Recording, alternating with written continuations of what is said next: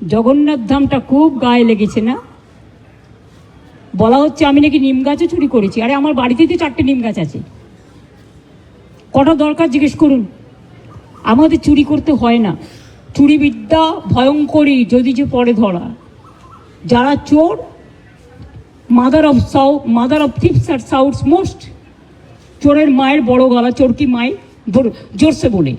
তুমি যদি হিন্দু ধর্মের সমর্থক হও তাহলে তুমি জগন্নাথ ধাম নিয়েও, মমতা ব্যানার্জি নিমকাঠ চুরি করে জগন্নাথ ধাম করেছে, মমতা ব্যানার্জির এই অবস্থা হয়নি। আমাদের মূর্তি তো মার্বেলে ছিল।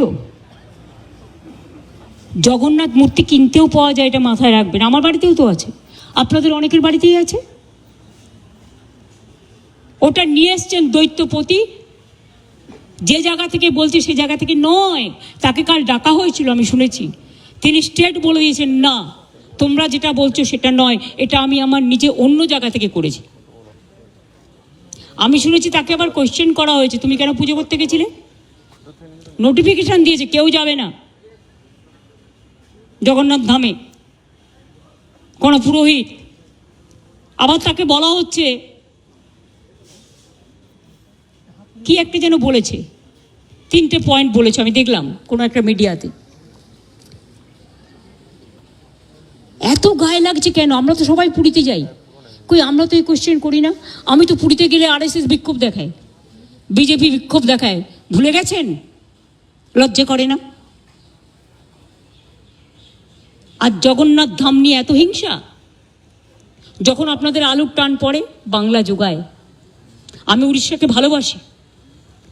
যখন আপনাদের সাইক্লোনে ইলেকট্রিসিটি সব ভেঙে যায়, সমস্ত রাস্তার পাইপগুলো, ওয়্যারগুলো নষ্ট হয়ে যায়, আপনারা আমাদের ইঞ্জিনিয়ার চান আমাদেরও সাইক্লোন হয়, তা সত্ত্বেও আমরা কিন্তু পাঠাই। আমাদের বাংলার টুরিস্টরা সবচেয়ে বেশি যায় উড়িষ্যায়, জগন্নাথ দেবের উল্টো রথে বলুন, সোজা রথে বলুন, সারা বছর ধরে। তো আমরা যদি একটা জগন্নাথ ধাম করি, আপনাদের আপত্তির কি আছে? আপনারাও ভালো থাকুন, বাংলাও ভালো থাকুক। আপনারা কেন আমাদের লোকেদের ধরে মারছেন?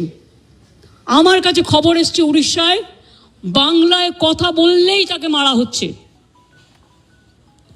মহারাষ্ট্রেও হয়েছে, উত্তরপ্রদেশেও হয়েছে, বিহারেও হয়েছে।